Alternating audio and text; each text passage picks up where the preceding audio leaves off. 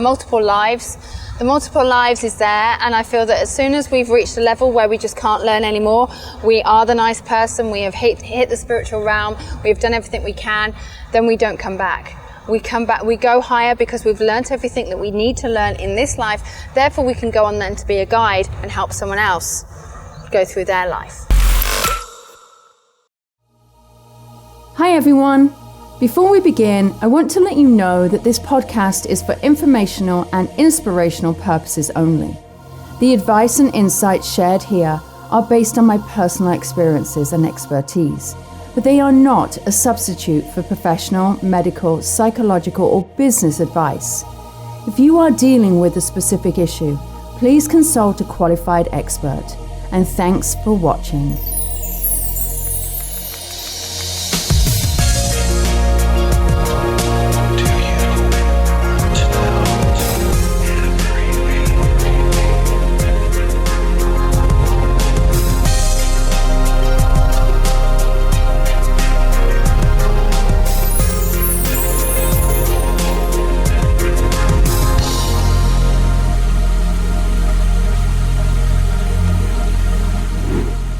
Everyone, and welcome to Hope, Healing and Transformation. My name is Lisa Williams, and today we are diving into the topic that is very near and dear to my heart, and hopefully it is yours too.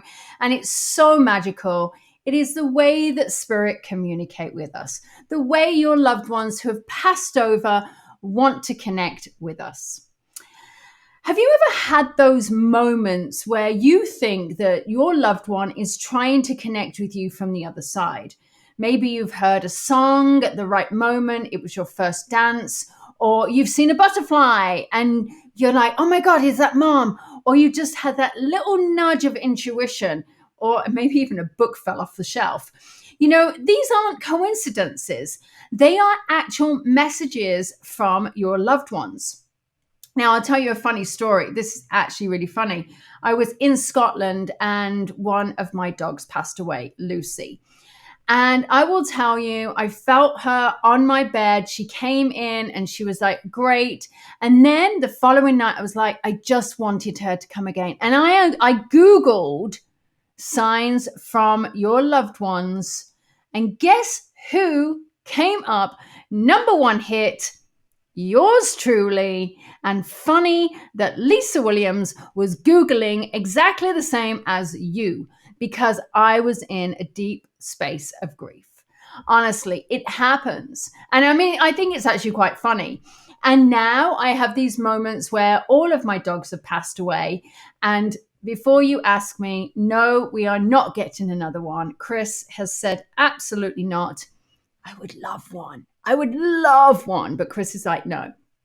But when we have these moments of grief, when we are trying to find reason that they are coming in, we look for these signs.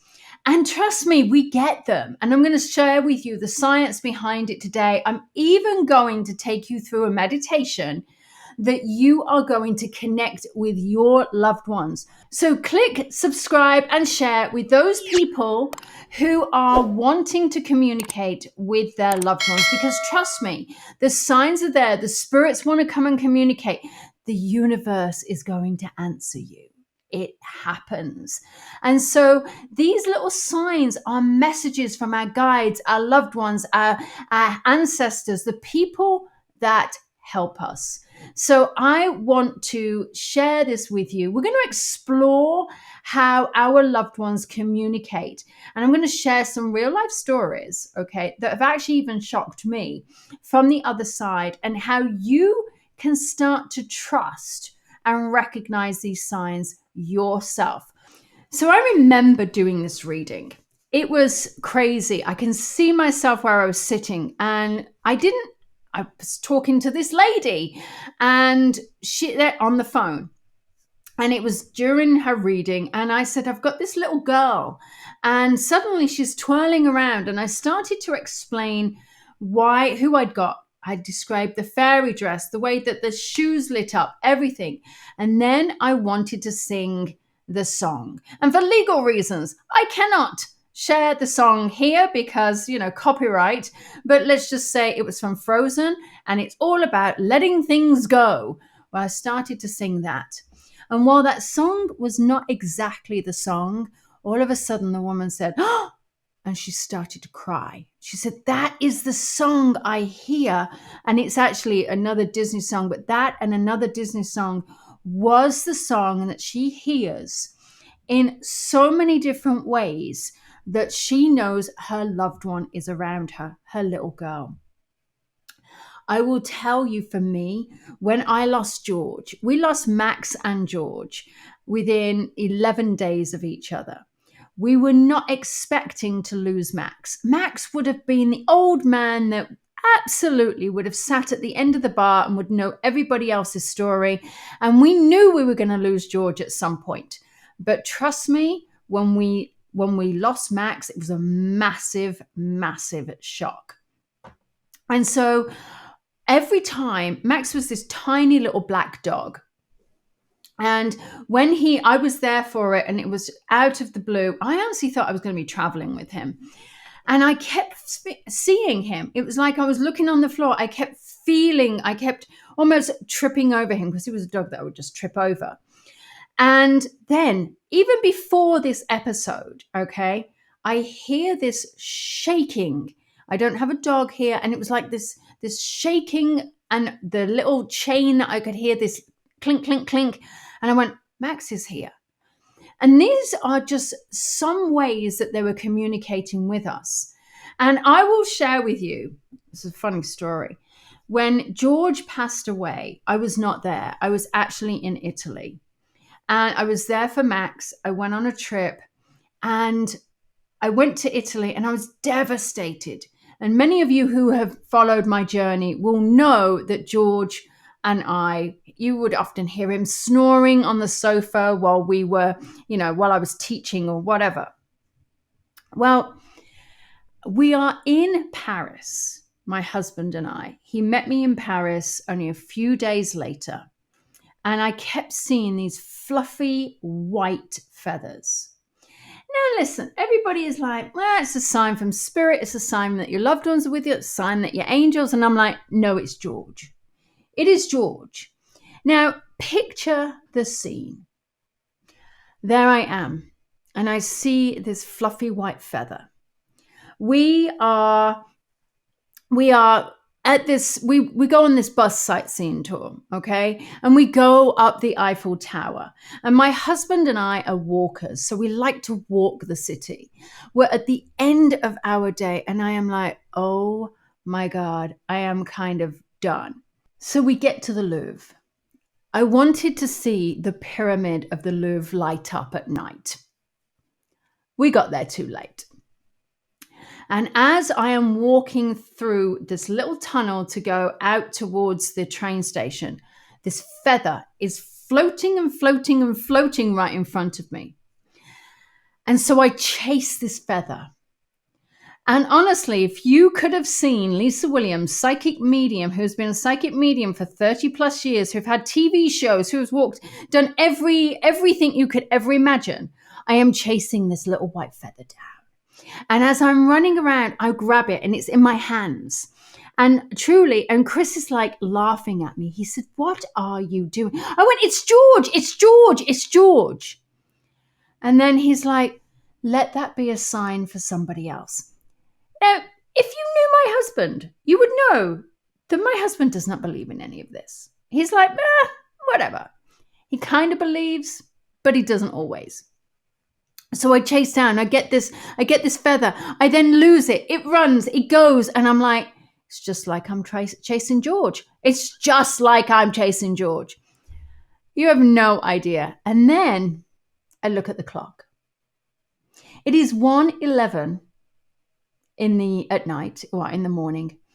And then I look at the date and it's George's birthday.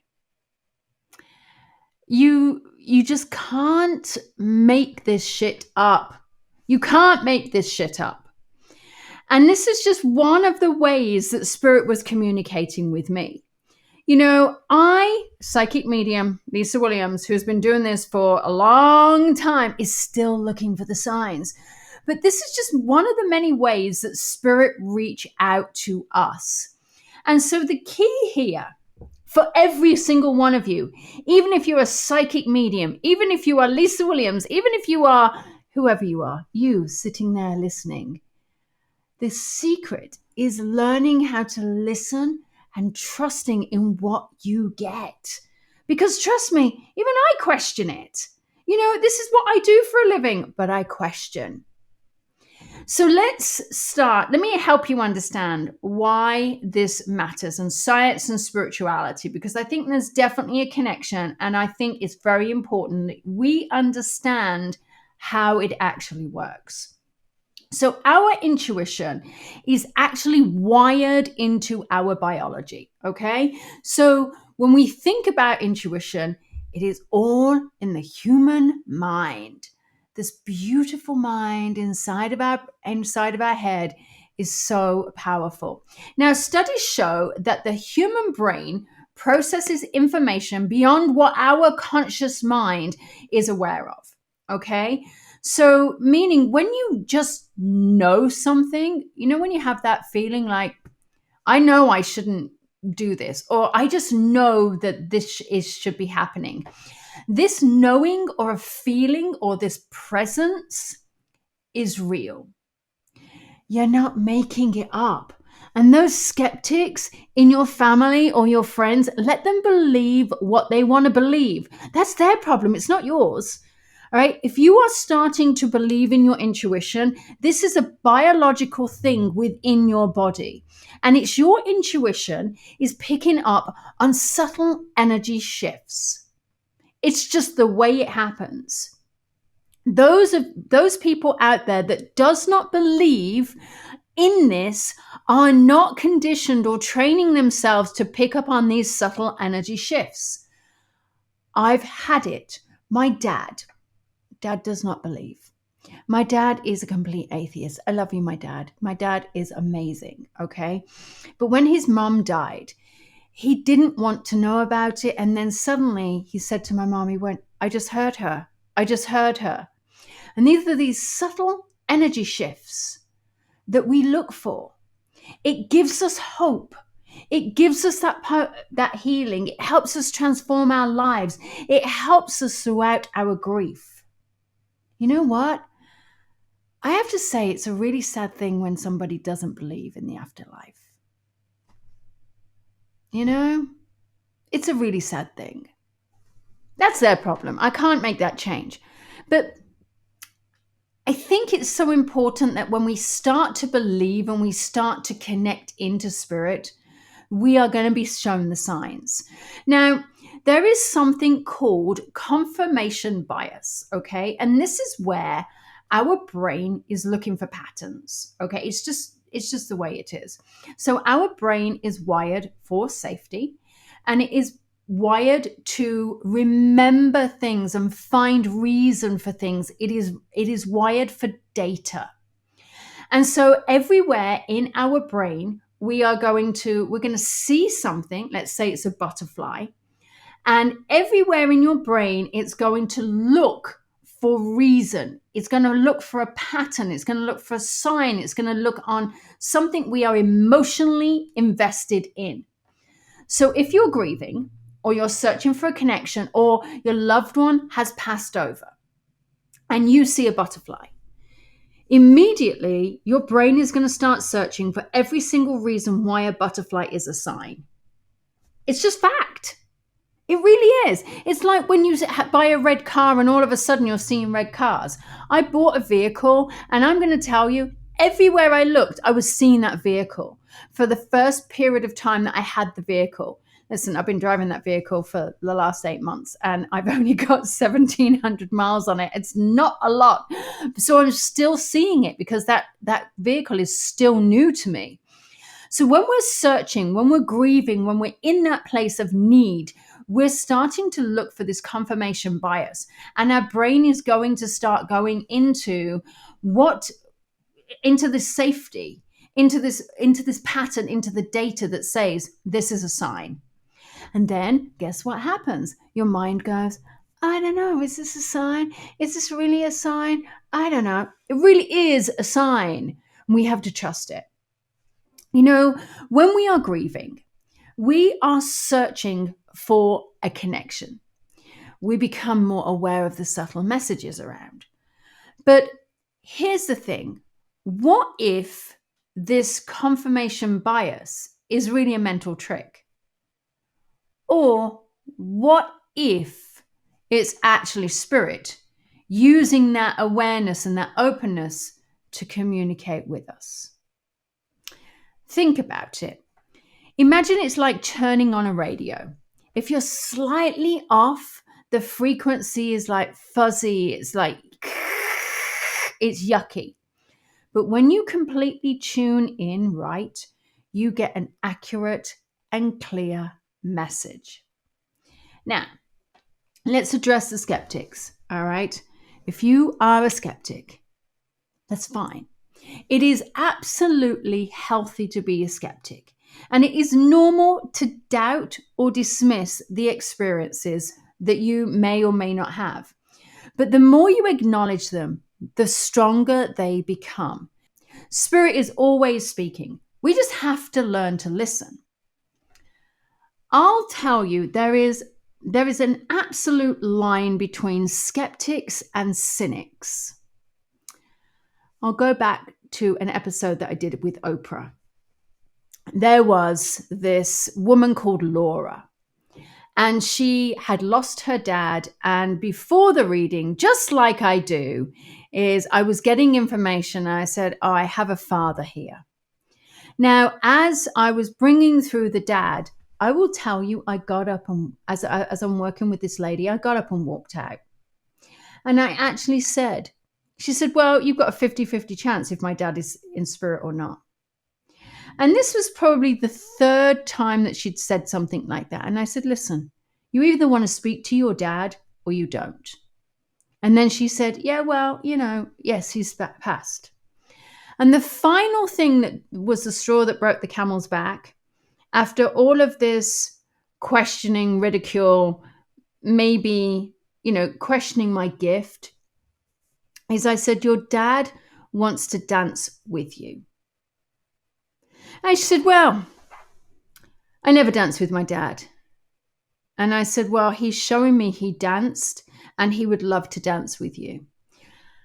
Well, my dad was a champion ballroom dancer, but he never danced with me. And honestly, I really wanted to throw my hands up in the air and just give up. And I actually did. I got up and walked out. And that was the point that she said, am I being too skeptical? Now, I recognize that there is a TV show. I recognize that people have to be skeptical. But there is a point that either you want to see it or you don't. If you don't want the communication with spirit, if you don't trust in it, or if you don't believe in it, then don't do it. Don't seek for it.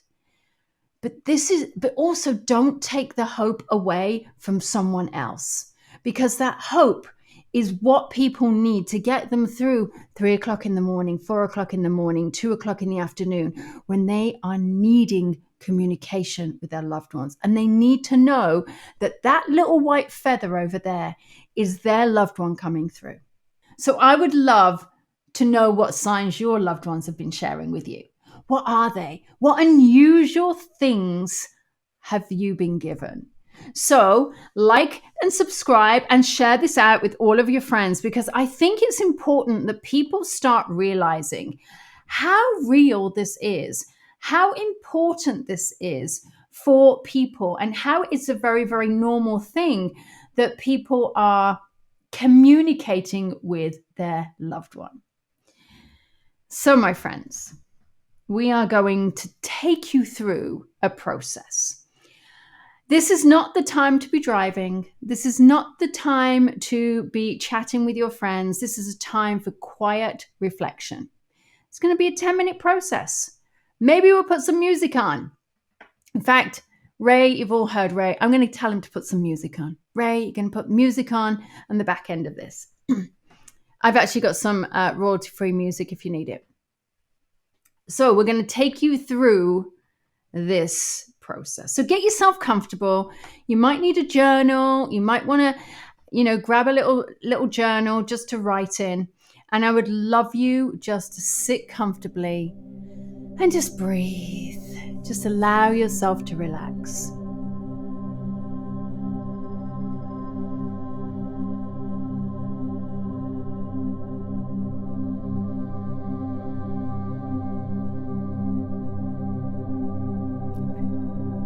It's time to sit comfortably and relax. And find a comfortable position. And just settle where you are. Allowing your body just to rest. Feeling supported and safe. And letting go. Allowing your breath to guide you gently and naturally and peacefully into relaxation.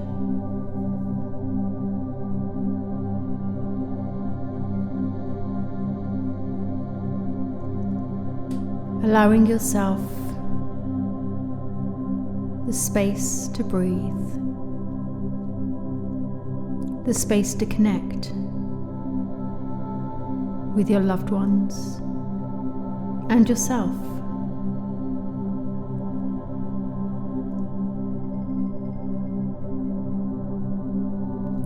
Letting your breath be the only thing that you need to focus on right now.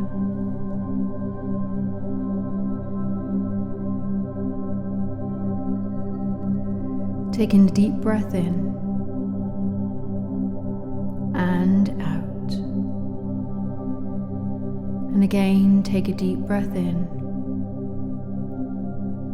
and out. One more time. Breathe in and out.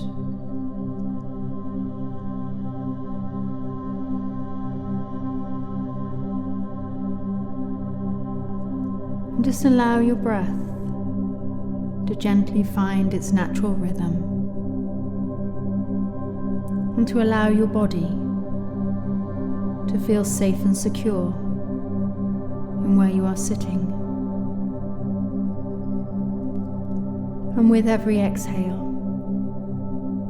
your body becomes heavier and heavier as you sink deeper and deeper into relaxation.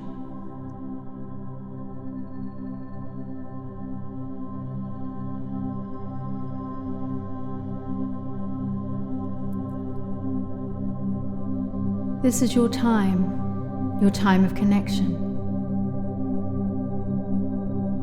Your time to be present, and your time to be aware.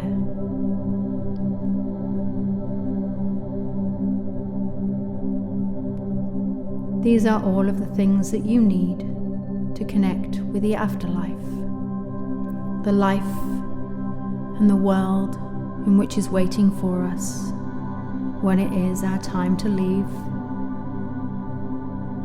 and the world in where your loved ones are waiting for you, safe and secure, where all is well.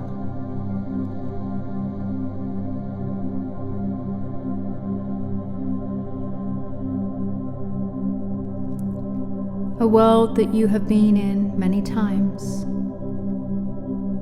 a place between lives, a place that is home.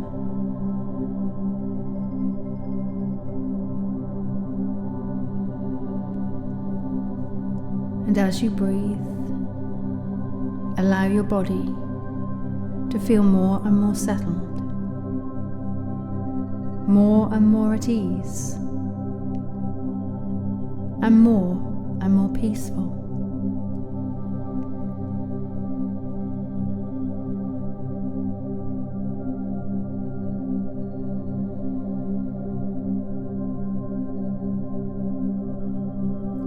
I'd like you to imagine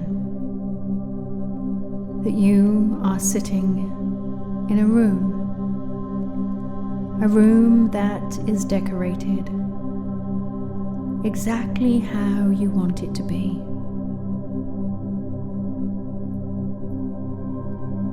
Be aware of the floor, the soft furnishings, the colors. Are there any windows? Look around this room and be comfortable in this familiar surrounding. A place that is deeply personal, that resonates with you.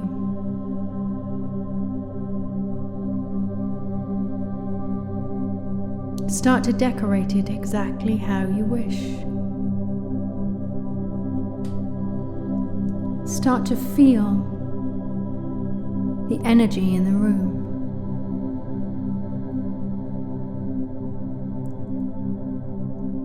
And as this room becomes more and more real, I would like you just to take a seat and sit down wherever you feel comfortable. And as you imagine yourself sitting down, sinking deeper and deeper into the softness of the cushion, you're allowing yourself to relax more.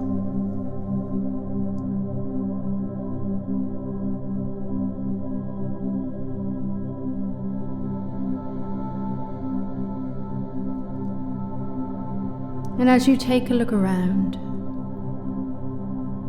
notice how the fabric of what you are sitting on, it's soft against your skin. You are warm and safe. You have all that you need.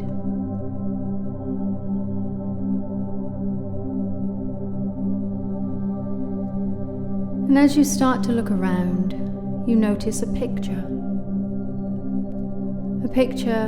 that is there, right in front of you. And you recognize the face. It's familiar.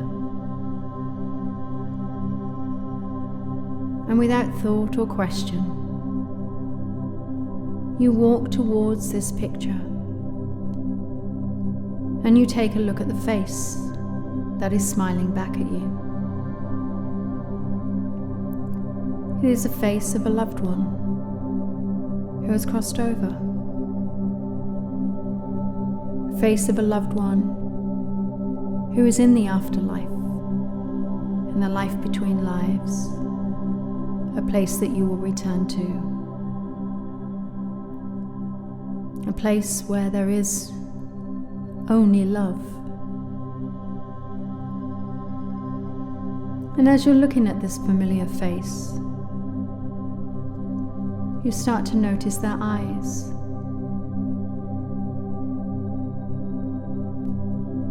The softness around their eyes, the color, their eyelashes, their eyebrows. You start to notice the tiny wrinkles. And just notice all the details.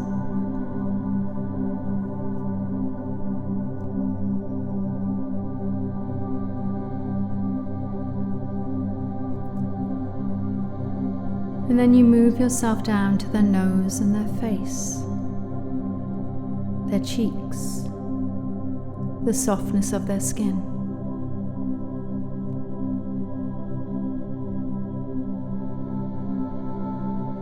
How their lips are resting,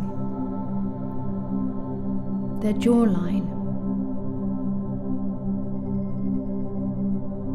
their hairline and their ears.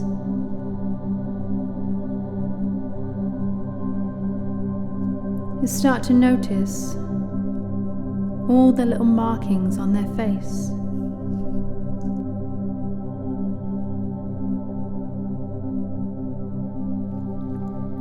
And as you're starting to notice their face, it starts to become more and more real. Almost as if that person is coming off the page. Almost 3D.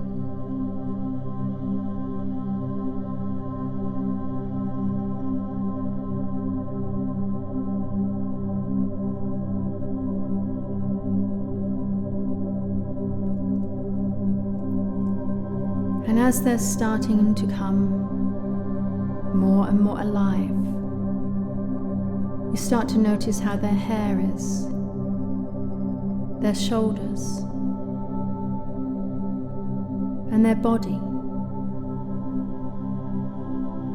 And you start to remember how they would sit or stand, or maybe even walk.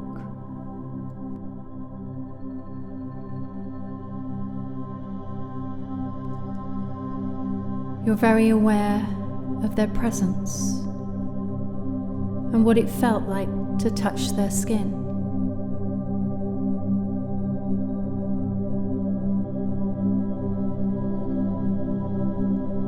And slowly you start to feel their energy, the energy of your loved one is starting to become very real.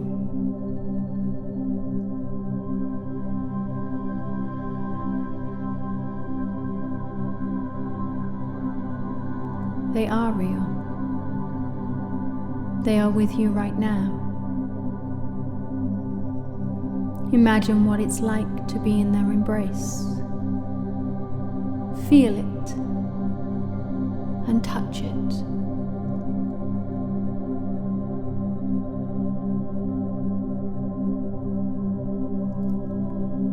Listen to their voice.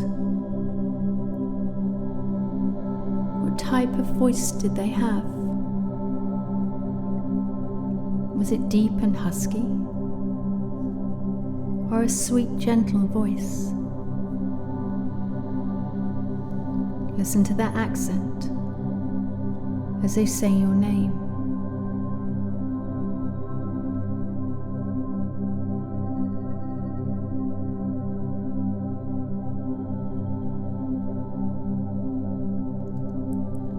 This is not a figment of your imagination. This visitation is real.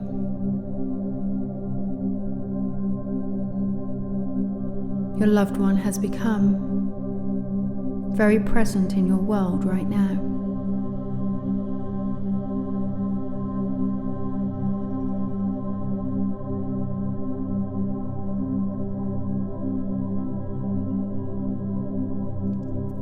Imagine sitting with them, how you would hold their hand and how you will touch their face.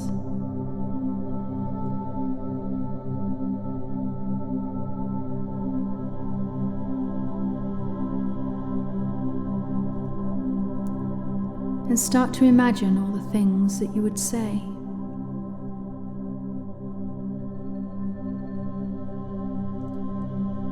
This is your time to really connect.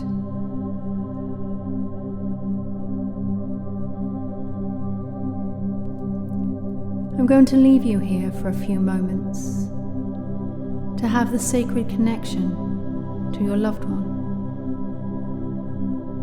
An opportunity to share all that you wish and all that you need to in this moment. Savor this sacred space together.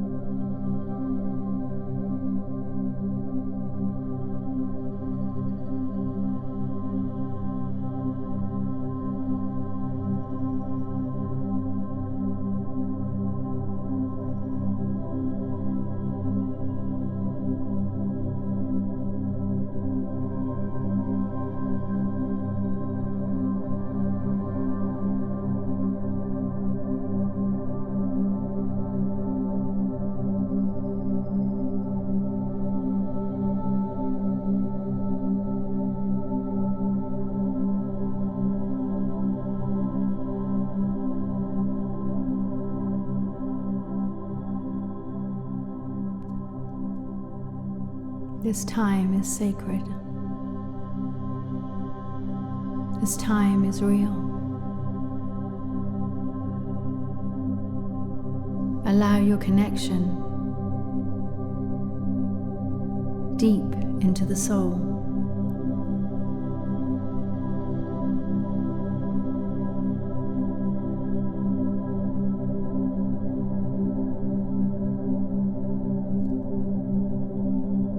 It's time to share your final moments together in this place.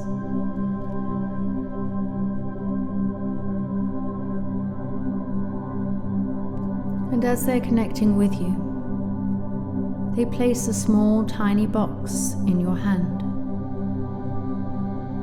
A box that is sacred and special between you.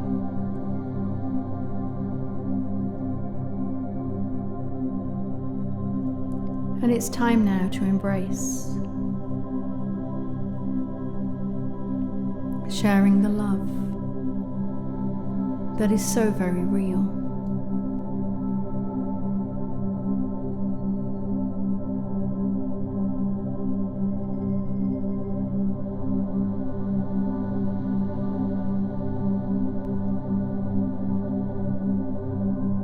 And slowly, you start to realize that they are drifting back onto the page of that photograph. And they are stepping away from your energy. They haven't left you. They are just returning back to their home as you return back to yours on the earth plane.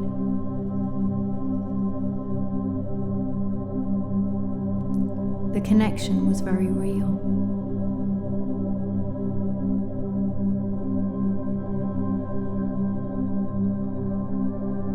And as this happens, you find yourself back in the same familiar room of where you once were, with all of your favorite things around you, decorated exactly how you wanted it to be. You are left with this box in your hands, and slowly you hold it, knowing that in here is going to reveal a sign from your loved one, something that you may see in the physical world. And without thought or hesitation, without question or expectation, it's time now to open the box. And the first thing that you see, imagine, be aware of, is the sign that your loved one is going to give you on the earth plane.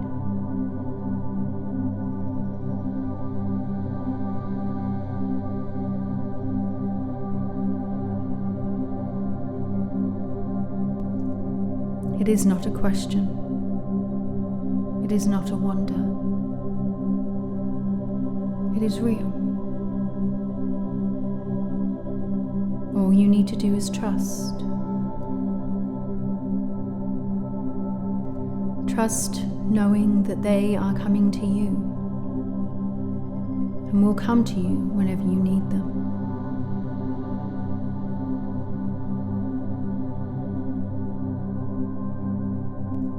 And it's time now to take a deep breath, breathing in and breathing out. And as you start to be aware of your breath, you're aware of your surroundings, no longer in your room, but you're hearing the sound of my voice in real time. You're being aware of where you are sitting right now on the earth plane. And as you come back into your familiar surroundings, where you are in the physical, you start to wiggle your fingers and your toes. You start to connect to your body. And you start to stretch, move your body, and have gratitude for where you have been, for the signs and symbols that your loved ones have given you, and for the sign that they have placed in the box. Take one more deep breath, and as you open your eyes, you bring yourself to the awareness that Spirit works in mysterious ways, and they will always show you when they are with you. All you need to do is trust and believe.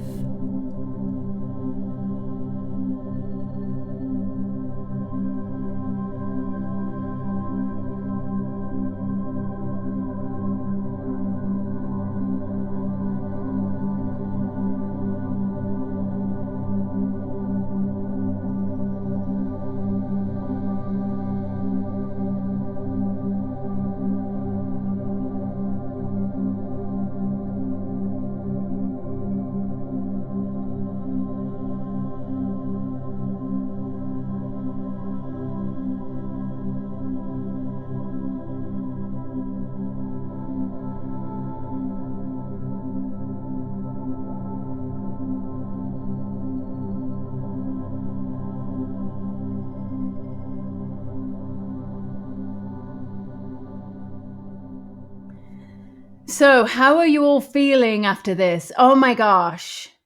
Did you get a sign? What was it? Write it down.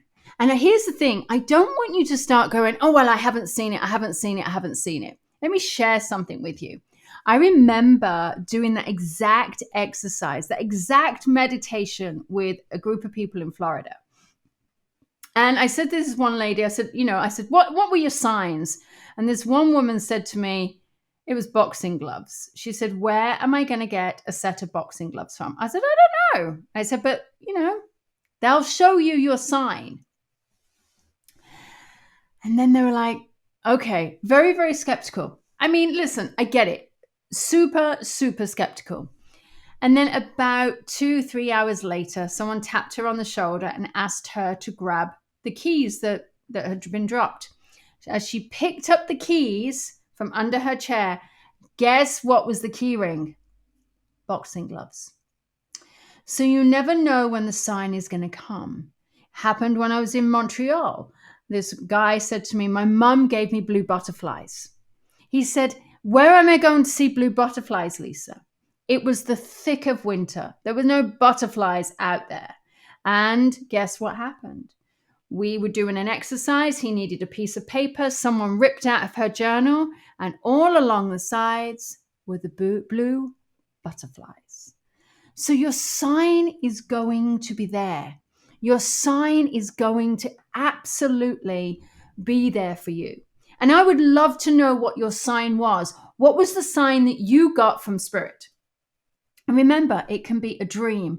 It can be this intuitive knowing. It can be a feather that you're chasing around Paris. It can be absolutely anything. I would love you to share this episode with those people who need help, who would love to really connect in with their loved ones again. And listen, if it resonated with you, just take a moment to journal any thoughts or feeling that came up. The more you practice, the clearer these connections become. And they become so easy for us. So remember, Spirit speaks to us. They come in whispers. They come in signs. They come in the quiet moments when we're open to receive. They come when we're washing up, when we're driving, when we're in the shower. I'm going to say something here. And I'm probably doing myself out of a job here. You don't need a medium to connect with your loved ones. You just need to listen. And you've got to remember that you can get your own messages. You have to trust in what you're receiving. And so always put yourself first. remember you are the most important person in your life, and that hope is not a wish, it's a decision to believe in something better. And together we'll find hope and make it a reality. So I want to say thank you for joining me on Hope, Healing and Transformation. Like, share and subscribe. My name is Lisa Williams and I will see you next time. Thank you so much for joining me today. And remember, the information shared on this podcast is meant to inspire and support you, but it's not a replacement for personalized advice from a qualified professional. If you enjoyed this episode, please share it with someone who might benefit. And don't forget to tune in next time. Until then, take care and keep believing in something better.